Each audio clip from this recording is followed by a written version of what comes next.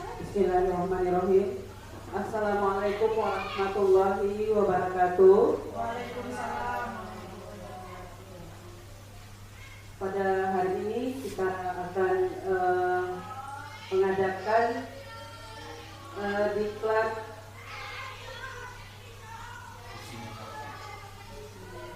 diseminasi budaya positif yang akan dibawakan oleh Bapak Haji Muhammad. Sebelumnya salawat dan salam kita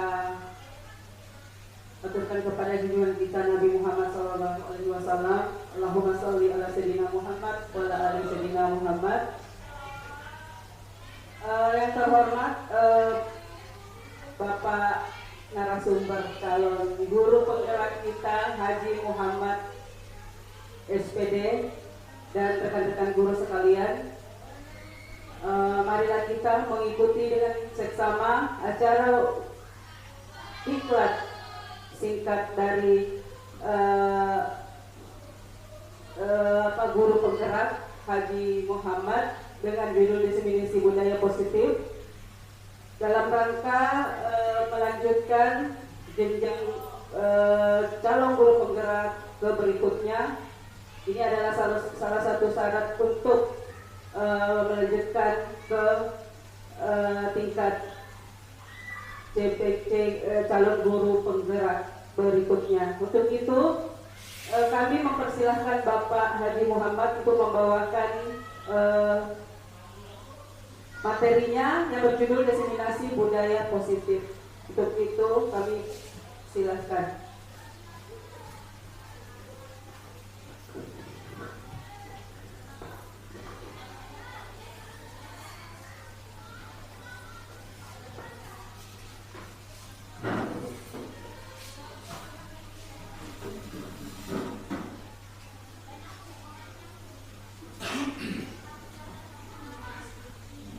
Assalamualaikum warahmatullahi wabarakatuh. Alhamdulillahirabbil alamin. Wassalatu wassalamu ala asyrofil anbiya'i wal mursalin sayyidina Muhammadin wa ala alihi wa sahbihi ajma'in. Amma ba'd.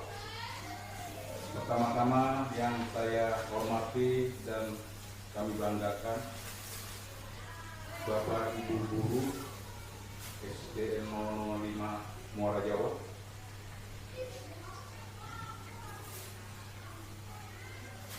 Kemudian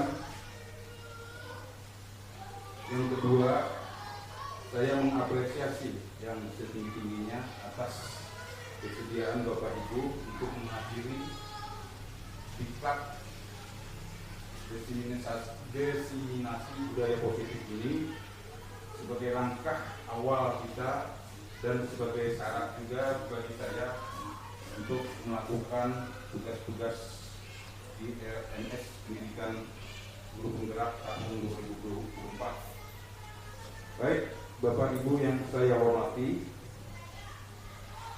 hari ini saya akan mempresentasikan diseminasi budaya positif, bagaimana kita melakukan langkah awal dan menentukannya, dan sekaligus di akhir nanti kita akan dicoba bagaimana menangani beberapa kasus atau kejadian yang terjadi di kelas maupun di ekosistem sekolah kita. Nah, di sini ada kegiatan-kegiatan penanganan, kemudian bagaimana kita menerapkan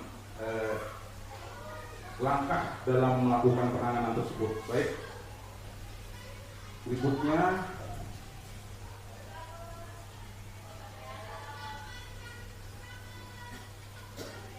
nah ini Bapak Ibu ya, menerapkan budaya positif di lingkungan sekolah, khususnya di sekolah kita masing-masing ya, baik itu di jenjang PAUD atau TK, SD, SMP, SMA, karena TGP ini Bu bukan cuma dari SD saja, tapi ada dari TK, ada dari PAUD, SMP, SMA, semua jenjang ada. Berikutnya, nah ini fasilitator kami di kelas 10 yaitu Bu Yuni Aprilianti dan pengajar praktik kelas 9 itu Pak Khairil. pengajar praktik ke-10 yaitu Pak Sigit Pramana yang kemarin hadir mendampingi saya sekaligus melakukan observasi di sekolah kita.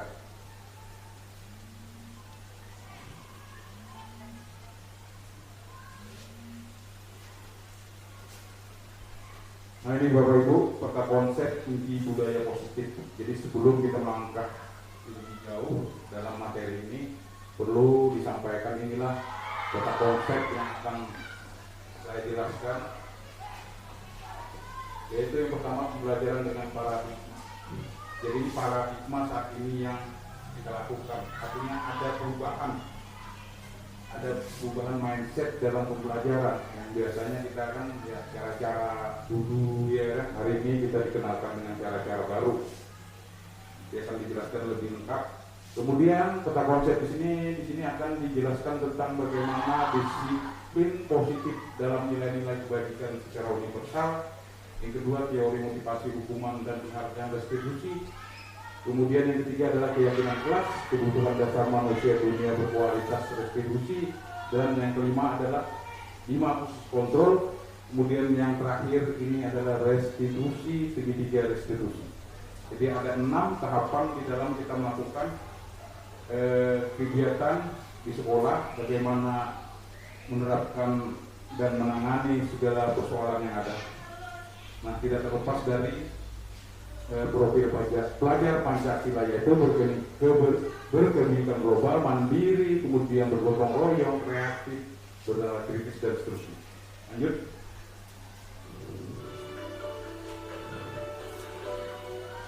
Nah ini Bapak Ibu, pengertian budaya positif itu sendiri, yaitu nilai-nilai keyakinan dan pembiasaan baik yang berpihak pada murid.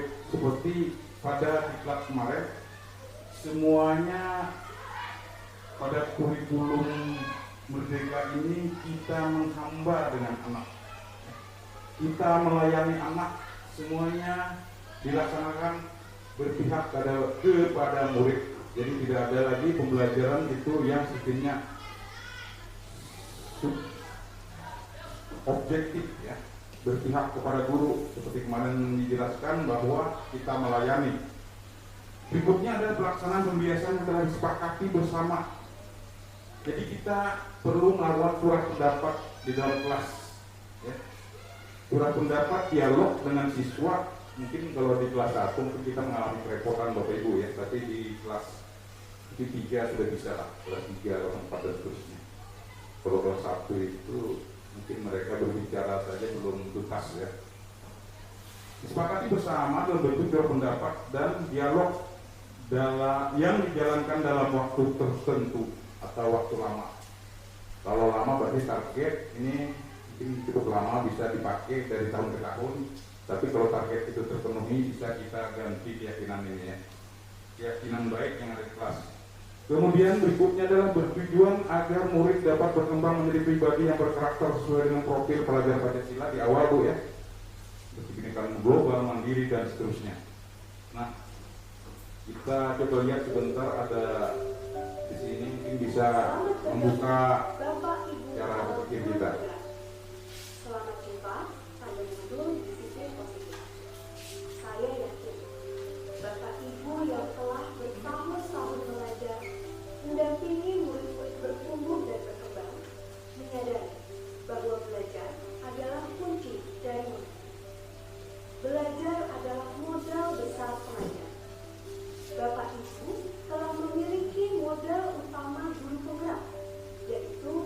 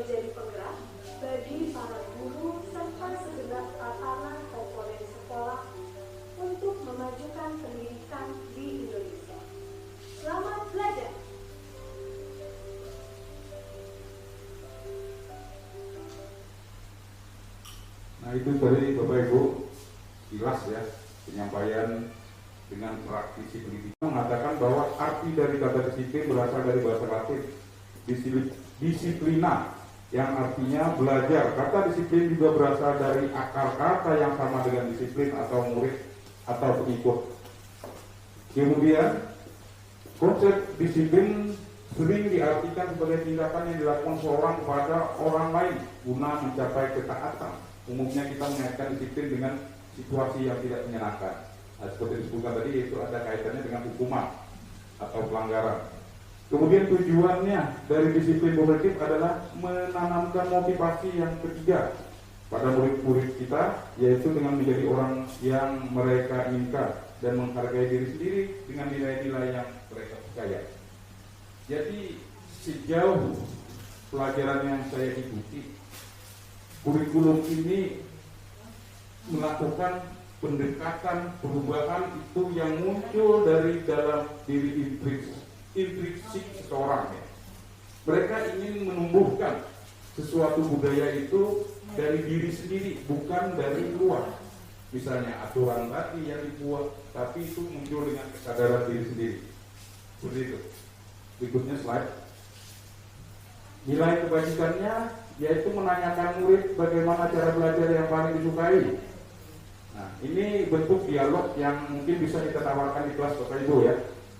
Dialog yang bisa kita tawarkan di kelas. Kemudian yang kedua, menanyakan ide murid untuk mencapai kelas impian seperti apa. Kadang-kadang sederhana saja kalimat ini, tapi kelihatannya juga setelah kita cermati memang betul ini. Kita harus berdialog dengan murid. Bagi murid yang di kelas 3 sampai atas ya, yang atas. Kalau kelas 1 mungkin mereka sepakat hari ini, besok langgar terus ya, tidak pernah konsisten ya. Kalau kelas 1 mungkin kelas 2, tapi bisa saja kalau kita lakukan secara konsisten. Ketiga, mengambil kesepakatan dari ide murid. Kemudian keempat, menggunakan ide menjadi kesepakatan kelas. Yang kelima, menulis gambaran perilaku yang disepakati. Yang keenam, membuat poster kesepakatan kelas dan menempatkan poster tersebut di tempat yang mudah terlihat. Nah, kesepakatan tadi yang kita buat berarti ini di luar konteks peraturan sekolah ya, tapi peraturan itu berlaku di dalam kelas kita saja. Jadi skopnya lebih kecil, jadi memonitoring ini mungkin lebih enak. Slide berikutnya adalah terputus tuh ya, sudah apa-apa. Nah, ini yang kedua ya, teori motivasi, hukuman dan penghargaan restitusi. Nah, ini menurut pakar pendidikan, menurut Maslow 1970, motivasi jadi sudah tua juga ya. Mungkin teori ini atau prinsip ini muncul mungkin di zaman-zamannya Ki Hajar Dewantara juga ya, tahun 70-an. Motivasi adalah tenaga pendorong dari dalam yang menyebabkan manusia berbuat sesuatu atau berusaha memenuhi kebutuhannya. Motivasi adalah keinginan untuk menggerakkan, mendorong seseorang atau diri sendiri untuk berbuat sesuatu. Kemudian motivasi perilaku manusia untuk menghindari ketidaknyamanan atau hukuman. Nah, berarti kalau ada prinsip yang muncul di dalam hati kita, mungkin dalam benak kita, maka kita akan berusaha melakukan dan menghindari hukuman. Contoh Bapak Ibu ya, ada simulasi seperti ini. Orang bersepeda motor menggunakan helm. Pertanyaannya, apakah kita menghindari pelanggaran atau hukuman atau konsekuensinya yang lebih diutamakan? Konsekuensinya adalah kalau tidak memakai helm, tentunya kita akan kalau celaka dan berakibat fatal. Nah, ini kan muncul dari batin kita. Kalau kita menghindari konsekuensi, tentu kita akan selalu mengenakan helm itu. Tapi kalau kita hanya sekedar menghindari pelanggaran atau hukuman, berarti di saat hukuman atau peraturan itu tidak melihat kita tidak memakai helm, kita tidak akan memakai helm. Karena yang kita takutnya itu konsekuensi, tilang atau apa begitu ya. Tapi kalau konsekuensi lebih pada intrinsik kita, muncul dari diri kita sendiri. Jadi artinya keselamatan yang diutamakan. Kemudian untuk mendapatkan imbalan atau penghargaan dari orang lain, apakah anak ini ya motivasinya itu tumbuh dari dalam atau dari luar. Biasanya kalau dari luar itu biasanya adanya iming-iming dalam bentuk penghargaan. Mereka terpacu belajar kalau ada penghargaan, misalnya dapat nilai bagus atau dapat sejumlah buku atau semacam trofi begitu, ya. Dan ketika kegiatan itu tidak ada, mereka tidak akan bersemangat belajar. Itu terbukti hari ini, Bu, raport kita sudah tidak pernah lagi menggelar namanya peringkat, ya. Itu dikosongkan, gitu, seperti itu. Nah, berbeda dengan motivasi itu muncul dari diri sendiri. Nah, inilah yang diingini pemerintah, yaitu menumbuhkan motivasi belajar itu dari dalam diri kita. Kemudian untuk menjadi orang yang mereka inginkan dan menghargai diri sendiri dengan nilai-nilai yang mereka percaya. Lanjut slide. Nah, ini, Bu, kita bisa lihat simulasi gambar ini, bagaimana tangan dipukul dengan hukuman, ya. Kemudian berdiri di depan kelas dengan menarik kuping mereka sendiri. Nah, ini adalah bentuk hukuman. Nanti ada waktu, ya, akan dijelaskan bagaimana secara detail di lembaran-lembaran teori ini. Kemudian sebelahnya itu penghargaan, ya. Mungkin penghargaan bentuk di komunitas kita, ya, di kelas kita atau di komunitas sekolah kita. Nah, sekarang tidak dibenarkan menggunakan hukuman dua macam ini dengan segitiga restitusi. Lanjut ke slide. Nah, ini Bapak Ibu yang perlu dan sangat penting mungkin untuk kedepannya kita membuat sebuah keyakinan kelas. Ini Bu Titi juga pernah ikut kemarinnya kita di kelas di Balikpapan, sudah dibahas ini, ya. Kaitannya juga dengan modul ini, Bu. Cuma kemarin kita kan itu kelas terbang, Bu, ya, hilang. Jadi sedikit sekali yang kita dapat. Apa itu keyakinan kelas? Adalah nilai-nilai kebajikan universal yang disepakati secara tersirat maupun tersurat. Jadi aturan di kelas ini ada yang tertulis dan ada juga yang tidak tertulis. Kalau tersurat berarti tertulis. Baik, kita baca saja, kita perhatikan ini penjelasannya tentang kebutuhan kebebasan. Kebutuhan akan kemandirian ekonomi, memiliki pilihan dan maupun pengendalian arah hidup seseorang, anak-anak. Kebebasan yang tinggi menginginkan pilihan mereka, seperti yang orang seperti orang kerja tadi, bekerja sebentar kemudian keluar berhenti. Nah, ini mindset atau cara pikir mereka yang menggunakan kebebasan.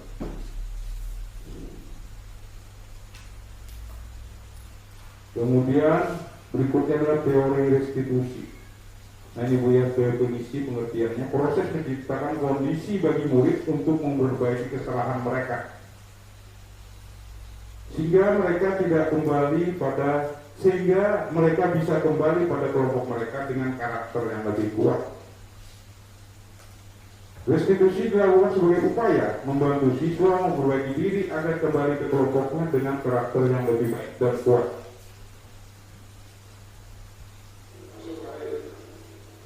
Nah, ini Bu, video dalam bentuk simulasi bagaimana menyelesaikan masalah dengan segitiga restitusi.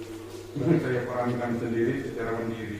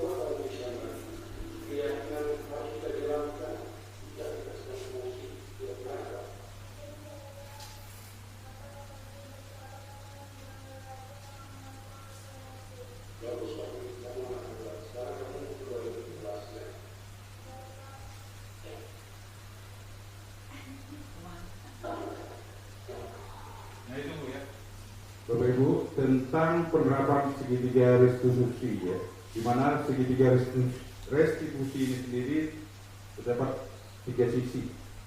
Sisi bawah itu menstabilkan identitas, kemudian sisi kiri naik ke atas itu memvalidasi kebutuhan. Kalau kesalahannya kita palingkan dulu, artinya dilakukan apa Bu namanya? Kalau di hukum biasanya itu namanya apa ya? Yang jelas kita mengidentifikasi dulu apa sih kebutuhan mereka dan sehingga mereka melanggar berbuat kesalahan. Kemudian yang sisi sebelah kanan paling kanan itu adalah menanyakan keyakinan. Jadi kembali lagi ke peraturan kelas kita. Setelah didasarkan, kemudian memvalidkan pelanggarannya, memvalidasi pelanggarannya, kemudian menanyakan lagi peraturan yang kita sepakati di kelas itu apa. Nah disitulah kita dapat melakukan langkah atau menentukan ya, pelanggarannya, kemudian sanksi apa yang akan kita terapkan untuk yang melakukan kesalahan ini. Nanti mungkin akan diurai ya. Nah ini salah satu contoh. Setiap orang pasti pernah melakukan kesalahan. Nah ini yang saya simulasikan di video tadi Bu. Ya kata-kata ini kan ada kata-kata kuncinya sini Bu untuk stabilkan ini. Ada kata-katanya. Kemudian kamu bukan satu-satunya yang pernah melakukan ini. Berarti mereka tidak merasa bagaimana ya? Tidak merasa terbebani seolah-olah hanya dia saja yang melakukan kesalahan.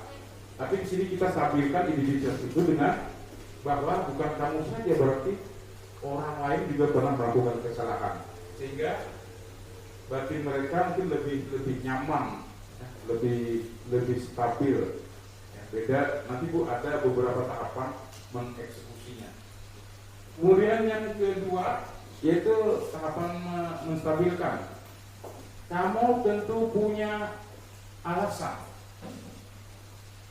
Kamu tentu punya alasan mengapa melakukan kesalahan ini ya, atau pelanggaran ini. Ya, ada kalimatnya Bu. Kemudian yang ditanyakan lagi, adakah cara yang lebih efektif untuk mendapatkan yang kamu butuhkan? Nah ini proses memvalidasi kesalahan murid. Seperti tadi Bu ya. Beruntung kamu tidak memukulnya, cuma mengamuk saja. Simulasinya tadi. Kemudian yang terakhir adalah kembali ke keyakinan, menanyakan keyakinan, berarti kaitannya dengan kesempatan berarti. Lanjut Bu ya, ini sudah bisa dipahami. Kalau bisa ini bisa kita terapkan di kelas kita, di kelas kita masing-masing. Bagaimana gaya bahasa anak kita kan? Bisa enggak ini diterapkan dalam seminggu? Ternyata efektif. Kita lanjutkan, tingkatkan lagi ke 2 minggu. Oh ternyata bagus ini. Ya. Kalau bagus dan akhirnya kita menjadi terbiasa. Termasuk saya juga sebagai pembelajarannya. Konsepsi makna kontrol. Guru mengontrol murid. Kemudian setelah dilakukan pengontrolan, semua penguatan positif, efektif dan bermanfaat.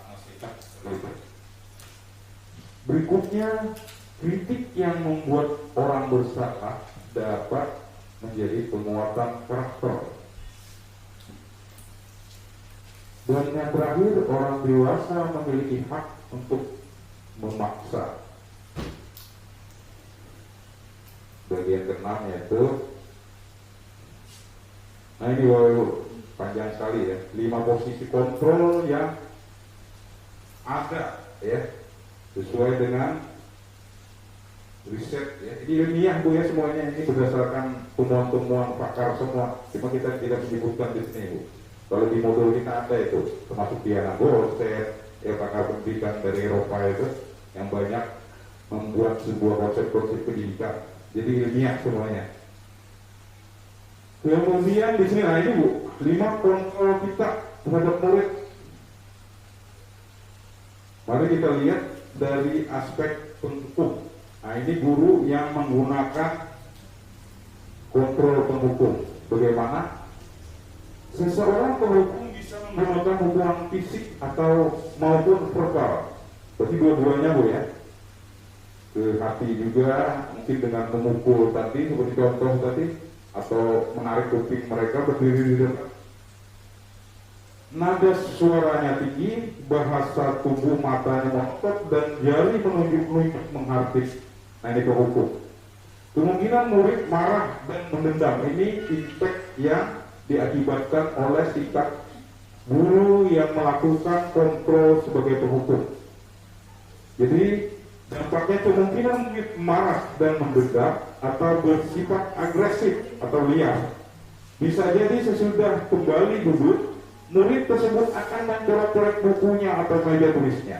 Dan untuk anak tingkat tinggi biasanya yang lebih parah itu merusak kendaraan gurunya, ya, menggores pakai paku atau batu ya. Kalau di jenjang yang tinggi SMP atau SMA itu sudah bisa diapa-apain ya, karena umurnya sudah beranjak remaja ya. Nah ini seseorang penghukum bisa menggunakan hukuman fisik atau maupun verbal. Berarti dua-duanya Bu ya. Ke hati juga, mungkin dengan memukul tadi seperti contoh tadi, atau menarik kuping mereka berdiri di depan. Nada suaranya tinggi, bahasa tubuh matanya ngotot, dan jari menunjuk-nunjuk menghardik. Nah ini penghukum. Kemungkinan murid marah dan mendendam. Ini impact yang diakibatkan oleh sikap guru yang melakukan kontrol sebagai penghukum. Jadi dampaknya kemungkinan murid marah dan mendendam atau bersifat agresif atau liar. Bisa jadi sesudah kembali duduk, murid tersebut akan mencoret-coret bukunya atau meja tulisnya. Dan untuk anak tingkat tinggi biasanya yang lebih parah itu merusak kendaraan gurunya, ya, menggores pakai paku atau batu ya. Kalau di jenjang yang tinggi SMP atau SMA itu sudah bisa diapa-apain ya, karena umurnya sudah beranjak remaja ya. Nah ini yang diakibatkan oleh sikap guru yang menerapkan sebagai penghukum. Yang kedua, membuat merasa bersalah. Pada posisi ini biasanya guru akan bersuara lebih lembut. Kemudian nada suara memelas halus, sedih, bahasa tubuh merapat pada anak. Kemudian si murid akan merasa bersalah. Nah ini suara kita datar Bu ya, tidak nyari, tapi kita seolah-olah capek memberikan nasihat. Kita memperlihatkan sikap bahasa tubuh kita yang lelah, capek, sudah memberikan nasihat dengan bahasa tubuh seperti itu. Jadi si anak, si murid ini sangat merasa bersalah sekali.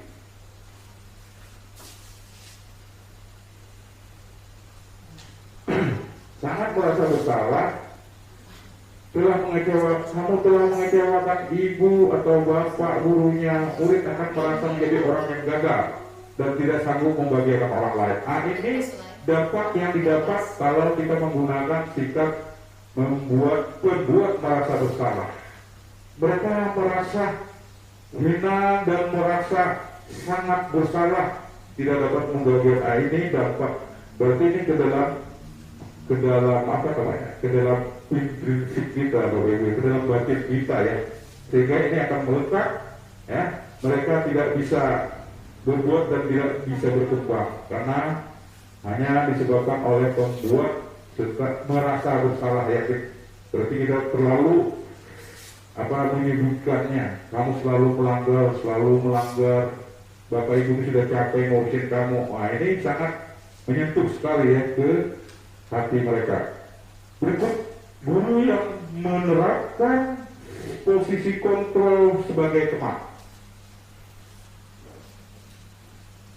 Guru pada posisinya tidak akan menyakiti murid, namun akan tetap berupaya mengontrol murid melalui persuasi, berarti ada pendekatan secara personal ya. Jadi kita ya seperti teman, bukan murid. Bahasa tubuh kita seperti teman, bercerita apa itu ini, tidak juga menyalahkan. Secara fisik kita tidak tersakiti, secara batin juga murid tidak tersakiti. Nah, ini lebih baik ya daripada yang dua di atas tadi. Kalau kita amati dari penjelasannya ini, lebih baik menerapkan posisi kontrol guru, yaitu sebagai teman.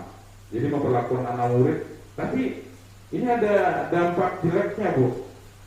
Dampak kurang bagusnya, karena si murid ini akan ketergantungan dengan guru.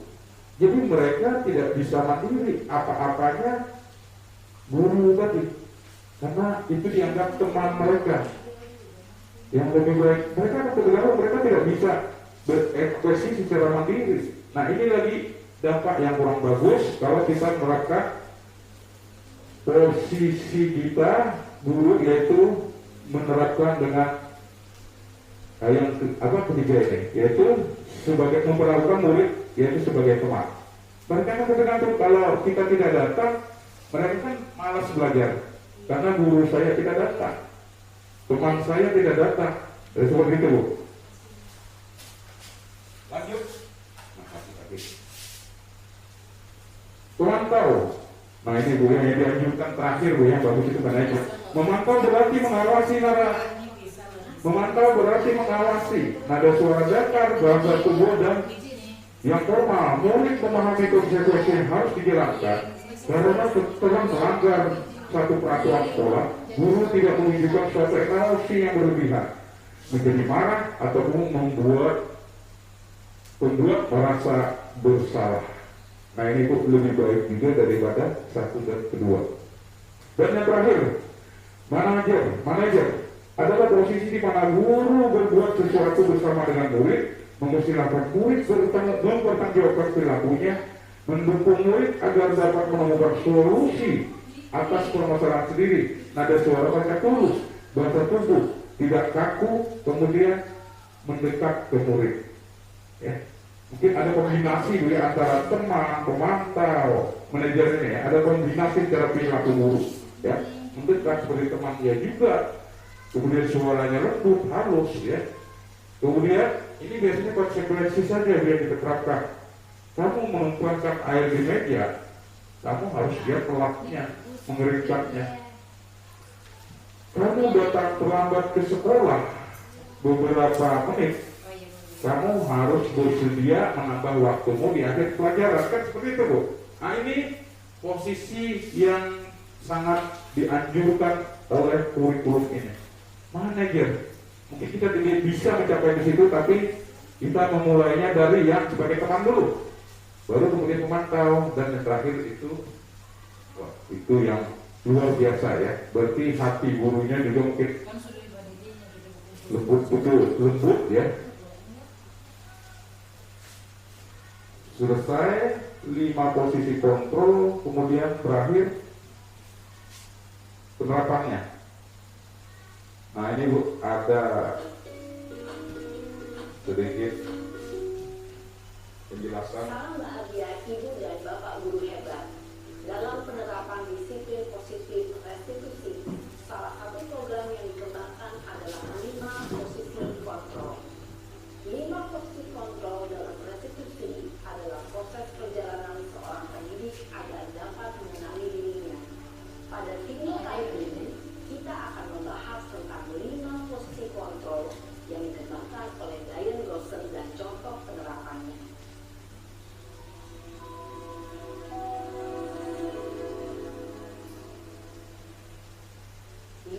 posisi kontrol itu adalah: 1. Posisi penghukum. 2. Posisi pembuat merasa bersalah. 3. Posisi teman. 4. Posisi pemantau atau monitor. Dan 5. Posisi manajer. Untuk lebih memahami kelima posisi tersebut, mari kita saksikan kasus kemarin yang terlambat hadir 20 menit di sekolah dan melihat bagaimana kelima posisi kontrol dalam menghadapi masalah tersebut.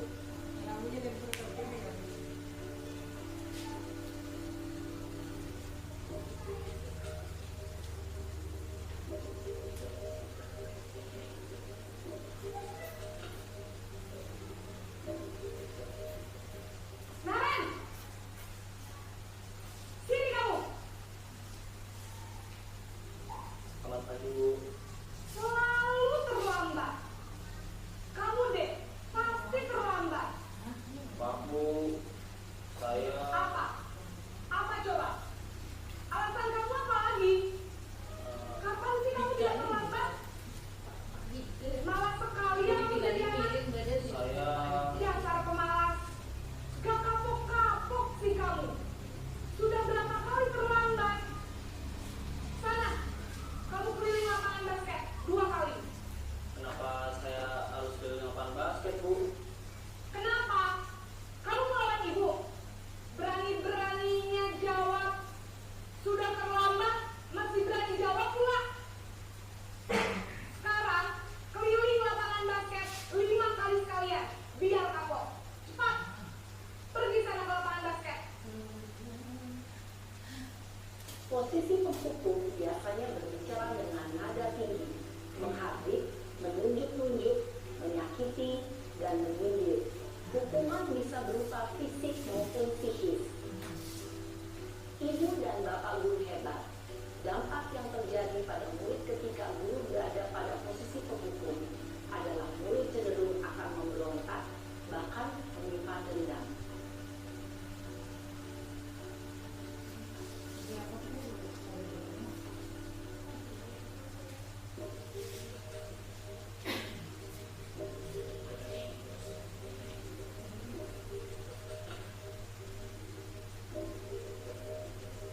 Naren!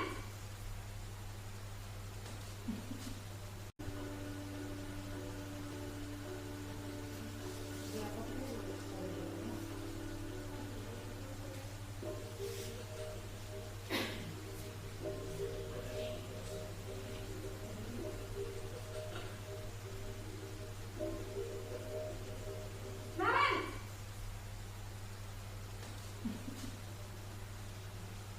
Selamat pagi, Bu.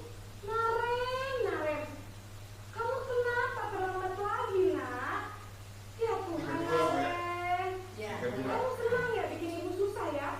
Ntar itu kak kamu keras ya. Ntar itu Keras kamu. banget yang berbeda. Ini anak Merasa bersalah, tidak bisa membuat bilang merasa bersalah. kamu. Nah, Duh, gimana ini? ini agak belagu sedikit. Ada ini kata. Duh, Gusti Naren.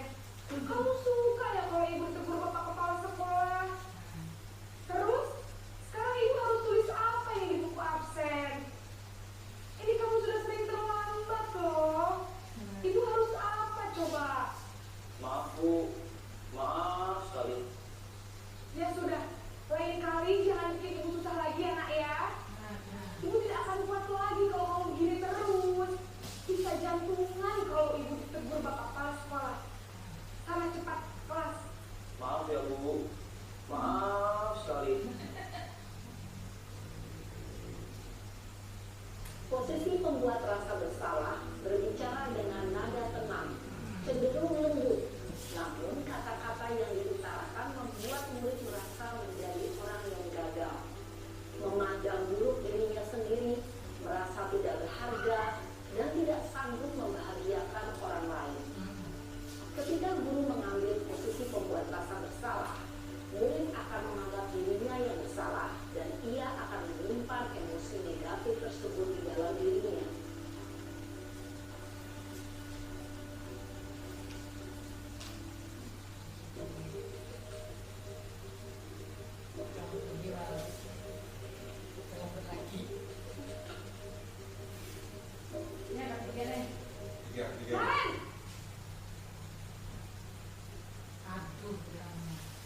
Perlakukan sebagai teman. Iya. Wah, sudah jam berapa ini, Nah, Nak? ini kayaknya kayak Selamat lagi ya, sayang. Iya Bu, habis ibu saya lupa bangun saya Bu. Kamu malah menyalahkan ibu kamu. Kamu bukannya anak yang larinya paling kencang. Kok terlambat sih? Iya Bu, saya memang terlambat bangun tadi. Jadi biarpun saya lari kencang, tetap gak kekejar Bu. Ya sudah sana. Nanti lain kali larinya lebih kencang lagi ya. Biar gak terlambat lagi. Bikin seneng ibu. Demi ibu. Bisa kan? Bisa lah Bu. yang bersemangat tuh ini. Nah, Ketergantungan ya. ya. Kamu ini ada-ada saja. Kalau udah mulai masuknya malas. Guru Belajar berbicara lebih dengan malas. nada suara ramah, akrab, cenderung bersenda gurau untuk menjaga suasana tetap santai. Murid akan merasa senang, aman, dan akrab dengan guru. Identitas yang tercipta adalah identitas sukses atau berhasil. Namun, perlu diingat, karena ini masih dorongan eksternal. Apa perlu dihabiskan ini Pak? Faktor Makin aja kalau share dari video-video ini referensi kita belajar. belum absennya, sehingga murid bisa berperilaku. Ya, dimakan ya. Ya, baik Bapak Ibu ya, kita percepat aja ini kegiatan kita. Lanjut ke slide berikutnya, yaitu tiga sisi segitiga restitusi. Tadi sudah dijelaskan di awal ya Bapak Ibu. Nah ini kata-kata pemantik, kata kuncinya untuk penerapannya. Nah ini Bapak Ibu menstabilkan identitas ya. Nah ini kalimat-kalimatnya sudah disediakan Bu. Kalimat menstabilkan, berbuat salah itu tidak apa-apa. Tidak ada manusia yang sempurna. Saya juga pernah melakukan kesalahan. Ini kalimat-kalimatnya Bu yang disimulasikan dalam video tadi. Nah sudah, ini memang sudah hasil temuan dari secara ilmiah ya, dari pakar pendidikan. Berikutnya penerapannya. Nah ini bentuk video juga Bapak Ibu ya. Nanti saya kasihkan videonya aja sudah. Karena waktu tidak memungkinkan untuk menonton ini. Oke, cepat. Nah ini manajer sedikit sekilas Bu ya. Mulai awal sedikit aja. Nah ini permulaannya. Ini sebagai manajer.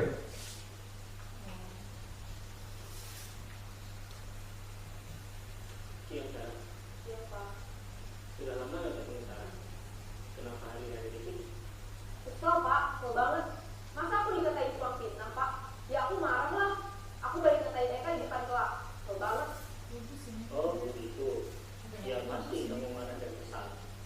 Bapak juga akan marah apabila ada yang menuduh Bapak seperti itu. Kemudian pada saat itu kamu melakukan apa? Ya saya langsung ngatain Eka lah Pak. Kesel banget. Saya bentak-bentak dia depan teman-teman lain. Oh begitu. Pasti kamu melakukan seperti itu karena suatu alasan tertentu kan? Iyalah, maksud saya diam saja Pak.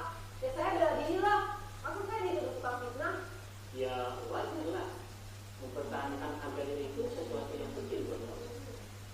Untung kamu tidak lebih gambar lagi. Hanya membentak-bentak. Iya Pak. Untung saya masih bersabar dan hanya membentak saja. Masih dalam tahap menstabilkan emosinya. Stabilkan Pasti ya. Tapi kamu identitasnya. tetap bertahan dan bersabar. Kamu memilih untuk tidak berbuat lebih parah lagi. Nah, sekarang coba kita lihat lagi. Tindakan kamu yang minta-minta Eka di kelas. Tindakan kamu itu kira-kira sesuai dengan keyakinan kelas atau prinsip kamu tidak? Enggak lah Pak. Capek Pak jadi pengarah. Jadi keyakinan atau prinsip mana yang kurang sesuai dengan keinginan kamu? Ya, saya sebenarnya sangat menghargai orang lain. Mungkin saat itu saya menjadi emosi, jadi tidak menunjukkan sikap itu. Kamu Oke, sudah Bapak Ibu ya. Nanti kita setel aja videonya untuk referensi kita untuk melaksanakan kegiatan kita sehari-hari. Nah Ibu yang sudah kita bahas tadi mengenai disiplin positif, kemudian teori motivasi dan terakhir tadi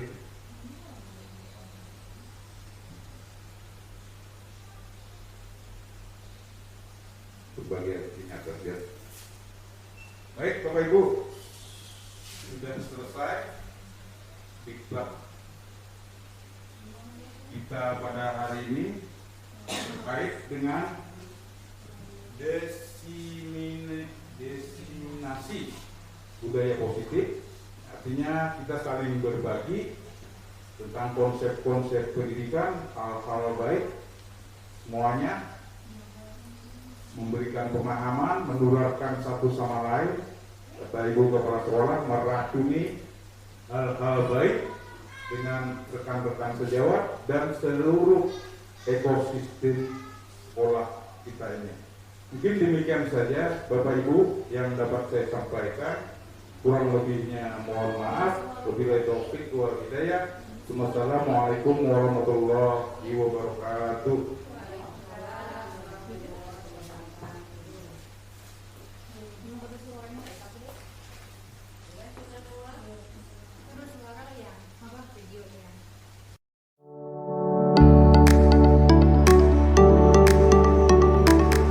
Alhamdulillah dengan ada kegiatan hari ini yaitu mengikuti referensi dari kegiatan guru penggerak yang mana disampaikan oleh Pak Muhammad, dan alhamdulillah yang luar biasa Pak Muhammad menyampaikannya dengan sangat mendetail, yang mana tadinya kegiatan ini yang benar-benar kami ikuti, kami mendapatkan banyak manfaat yang mana menghadapi sesuai dengan judul yaitu diseminasi budaya positif, yaitu menghadapi masalah-masalah yang terjadi pada anak didik kita. Kalau kemarin-kemarin memang kita dapat banyak masukan-masukan, tapi tidak seperti apa yang disampaikan Pak Muhammad yang mana mendetail dan sangat bisa kita laksanakan insya Allah untuk menghadapi anak didik kita agar lebih baik, dan insya Allah untuk mengatasi semua permasalahan di sekolah itu kita akan dapat masukan-masukan ini, dan insya Allah dan terima kasih kepada Pak Muhammad yang memberikan diklat singkat ini, yang mudah-mudahan kami bisa mempraktekannya di sekolah kami di SD 005 dengan sesuai harapan dan keinginan kita bersama, yaitu memberikan yang terbaik untuk anak didik kita. Demikian Bapak, terima kasih. Wassalamualaikum warahmatullahi wabarakatuh.